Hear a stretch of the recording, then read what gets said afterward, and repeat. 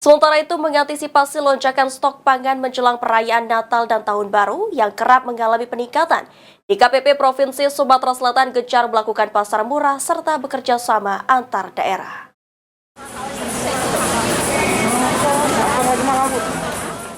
Jelang perayaan Hari Raya Natal dan Tahun Baru, kebutuhan pangan setiap tahunnya mengalami peningkatan sekitar 5 hingga 10% sehingga mempengaruhi kenaikan harga sembako dan komoditas di pasaran. Mengantisipasi hal tersebut, pemerintah provinsi telah melakukan beberapa langkah, di antaranya melaksanakan gerakan pasar murah, mengendalikan stok pangan, dan melakukan kerjasama antar daerah.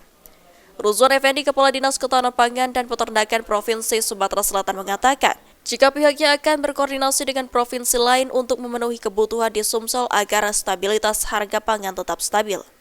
Tidak hanya pada saat Nataru, jadi pada saat misalnya ada stagnan, di Sumatera Selatan tidak panen, sehingga harga itu akan terjadi fluktuasi.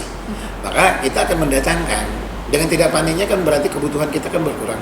Kita akan mendatangkan dengan dari luar. Bisa langsung melalui KAD, bisa langsung distributor antar distributor produsen di sana maupun distributor sebagai penjual. Nah di situ.